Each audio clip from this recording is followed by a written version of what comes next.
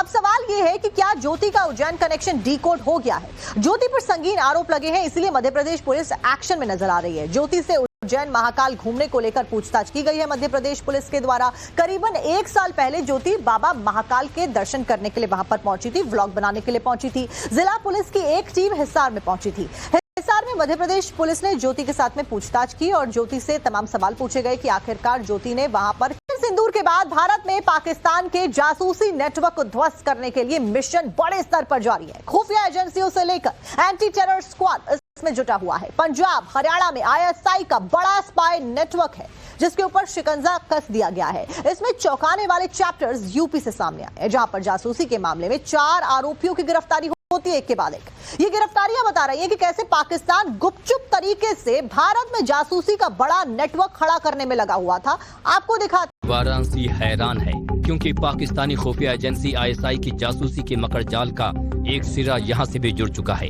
मासूम सा दिखने वाला ये शख्स शहर के जयपुरा इलाके में रहने वाले अपने मामा के यहाँ आया तो पीछे पीछे यूपी ATS भी वहाँ पहुँच गई और फिर खुला वो चौंकाने वाला राज जो जयपुरा मोहल्ले को दहला गया।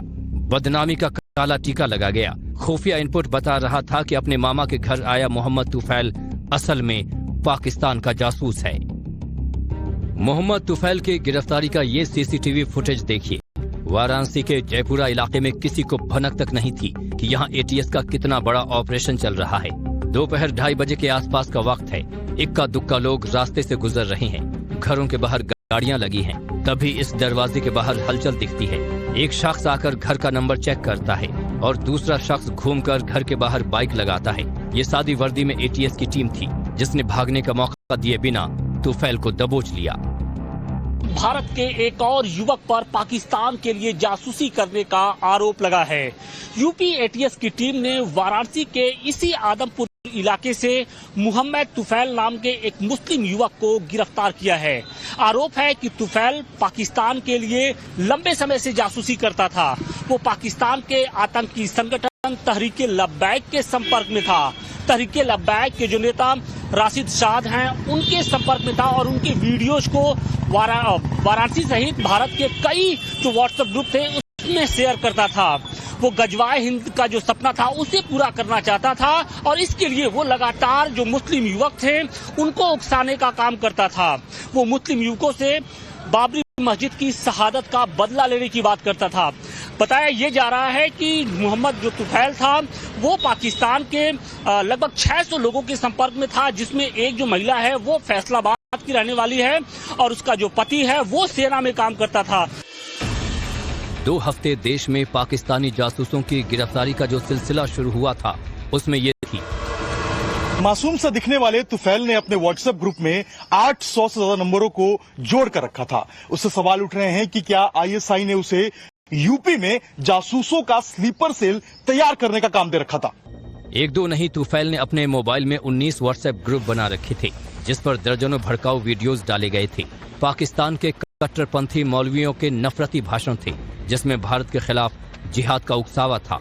भारत में शरिया राज कायम होना चाहिए, ऐसे नफरती कंटेंट भेजे जा रहे थे। यूपी ATS के मुताबिक उस ग्रुप में अयोध्या और राम मंदिर को लेकर भी भड़काऊ वीडियोस थे। आतंकी संगठन घोषित हो चुके पाकिस्तान के तहरीके लब्बैक के मौलाना साद रिजवी के समर्थन में कई वीडियोस पोस्ट थे।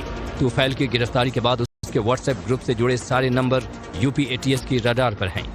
ये लोग व्हाट्सएप ग्रुप में कन्नौज, आदमपुर, लोहता, आजमगढ़, जैतपुरा समेत यूपी के पूर्वांचल इलाके के लगभग दर्जन भर जगहों से जुड़े थे।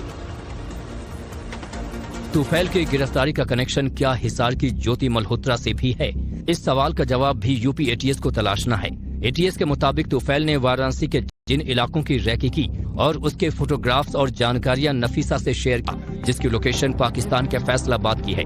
ATS को मिले इनपुट के मुताबिक नफीसा का शौहर पाकिस्तानी सेना में अफसर है। तुफैल नफीसा से फेसबुक के जरिए जुड़ा था जिसके बाद दोनों लगातार संपर्क में थे। यही नहीं, पंजाब और नेपाल के रास्ते से उसने नफीसा के लिए गिफ्ट पैक भी भिजवाए थे और अब जांच इस बात की हो रही है कि गिफ्ट पैक के जरिए पाकिस्तान तक क्या भेजा गया। नफीसा के इशारे पर तुफैल जिस तरह से ये सब कुछ कर रहा था वो बता रहा है कि पाकिस्तानी खुफिया एजेंसी ISI ने उसे हनी ट्रैप का शिकार बनाया था और तुफैल साल 2019 से ही संदिग्ध गतिविधियों में लिप्त था। नवंबर 2019 में अयोध्या पर सुप्रीम कोर्ट का फैसला आया था। उसी के बाद खुफिया एजेंसियों को इनपुट मिल रहे थे कि पाकिस्तान खुफिया एजेंसी यानी कि आईएसआई यूपी में नए सिरे से अपने स्पाई नेटवर्क को बड़ा करना चाहती है। 2021 में इनपुट के आधार पर लखनऊ में कई संदिग्धों की धरपकड़ की गई थी। 2023 और 2024 में जासूसी के मामले में गिरफ्तार आरोपियों की संख्या 3 थी और 2025 में मई के 2 हफ्ते में ही ऐसे मामले में 4 गिरफ्तारियां हो चुकी हैं। ये बात चौंका रही है। पाक हाई कमीशन के मुजम्मल हुसैन के संपर्क में था, जो वीजा डिपार्टमेंट का अफसर था। एटीएस के मुताबिक हारून उसके खुफिया नेटवर्क का हिस्सा था और मुजम्मल के इशारे पर पाकिस्तानी वीजा दिलाने के नाम पर वसूली भी कर रहा था। इस चौंकाने वाले खुलासे के बाद भारत सरकार ने मुजम्मल हुसैन को 24 घंटे में भारत छोड़ने का हुक्म सुना दिया है। सीलमपुर में मोहम्मद हारून रहता था। आरोप यह है कि मोहम्मद हारून मोहम्मद मुजम्मिल, जो कि पाकिस्तान उच्चायोग में काम करता था, उसके साथ मिलकर जो देश में जो गतिविधियां थी, जो सैन्य जो मूवमेंट्स थे, उनकी फोटोग्राफी और वीडियोग्राफी जो है उसको जो है वो दूसरे देश में पास करने की कोशिश की गई थी। और इसके साथ साथ जो वीजा है उसको भी एक तरीके से हम कहें तो उसको बनवाने को लेकर जो पैसे हैं उनका इस्तेमाल किया गया था देशविरोधी जो विरोधी गतिविधियां हैं उनमें इस्तेमाल करने के लिए बना हुआ है। इससे पहले मिलिट्री इंटेलिजेंस ने साल 2022 में स्ट्रिंग ऑपरेशन किया था, जिसमें पाकिस्तान हाई कमीशन के 2 वीजा डेस्क पर बैठने वाले अफसर आबिद और ताहिर की जासूसी की पोल खुली थी। बात एक बार फिर मोहम्मद हारून की। शुरुआती जांच में ये बात सामने आ चुकी है कि उसकी एक शादी पाकिस्तान में भी है और उसका पाकिस्तान लगातार आना जाना बना रहता है। हारून के रिश्तेदारों से नव भारत संवाददाता ने इस बारे में सवाल किया तो कई और चौंकाने वाली जानकारियां मिली। कब हुई थी शादी? शादी मुझे नहीं पता कौन से सन में हुई है एग्जैक्टली, मैं इस बारे में नहीं बता सकता। वो पाकिस्तान आते आते रहते थे, ये बात हुई है? हाँ इतना बताया बस। शादी हुई है तो आना जाना तो होगा, या बिना आए जाए काम हो सकता है। आपका क्या रिश्ता है मोहम्मद से? वो मेरे मामा है। आपके मामा हैं? जो वाइफ है जो पाकिस्तान से थी वो यहीं रहती है, वापस वहीं? पाकिस्तान में, वो पाकिस्तान में रहती है, यहाँ नहीं आई कभी। कभी आई नहीं है यहाँ पे नहीं, वो पहले आई थी शादी से पहले। अच्छा, वैसे नहीं आई शादी के बाद। कभी यहाँ नहीं? शादी के बाद नहीं आई। कितना समय हो गया शादी को? शादी होता है ना 2-3 साल के आसपास होगा, बाकी हमें कंफर्म नहीं पता। लास्ट कब गए थे?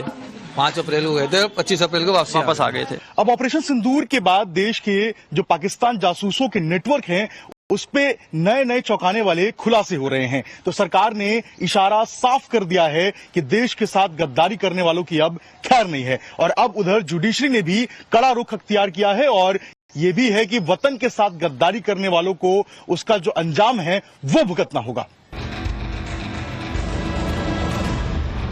25 अप्रैल को वापस आ गए थे। अब ऑपरेशन सिंदूर के बाद देश के जो पाकिस्तान जासूसों के नेटवर्क हैं उस पे नए नए चौंकाने वाले खुलासे हो रहे हैं। तो सरकार ने इशारा साफ कर दिया है कि देश के साथ गद्दारी करने वालों की अब खैर नहीं है। और अब उधर जुडिशरी ने भी कड़ा रुख अख्तियार किया है और ये भी है कि वतन के साथ गद्दारी करने वालों को उसका जो अंजाम है वो भुगतना होगा।